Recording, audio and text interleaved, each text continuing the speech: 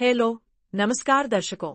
झनक सीरियल में आप सभी का स्वागत है। आज के एपिसोड में जहां हम देखते हैं कि झनक अनिरुद्ध को गेस्ट हाउस में ले आती है और कहती है, अब आप यही रहिए, यह गेस्ट हाउस है। तभी अनिरुद्ध झनक का हाथ पकड़ लेता है और कहता है, झनक, मुझे तुमसे कुछ बात करनी है और यह बहुत जरूरी है।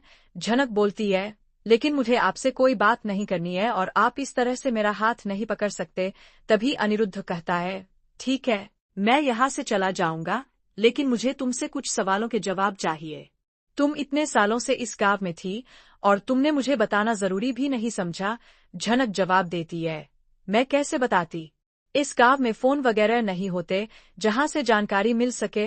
अनिरुद्ध कहता है, अच्छा, मेरा आज भी वही नंबर है, लेकिन तुमने कभी मुझे खबर करने की भी कोशिश नहीं की कि तुम कहाँ हो। झनक बोलती है, मैं जानती हूँ कि तुम्हारी हमेशा इंसल्ट होती रही, लेकिन कभी भी मेरी वजह से नहीं, और नहीं मैंने तुम्हारी इंसल्ट की है, तो तुम मुझे क्यों उस चीज का गुनहगार समझ रहे हो? इसी बीच ईशानी की माँ कहती है, बस अब हम लोग गाँव चले। ईशानी, जो झनक के बारे में बात कर रही थी, कहती है, पापा, मुझे झनक को ढूंढना है, उसके साथ बहुत गलत हुआ है। उसके पापा कहते हैं, ठीक है, तुम मुझे बताओ क्या हुआ।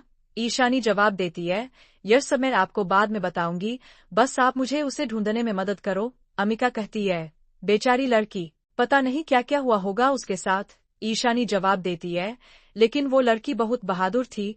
पापा, ईशानी के पापा कहते हैं, चलो चलो, अब बहुत देर हो रही है। ईशानी कहती है, पापा, यह हर बार की तरह है, आप हमें स्टेशन तक जल्दी ले जाते हो और ट्रेन 4 घंटे बाद आती है।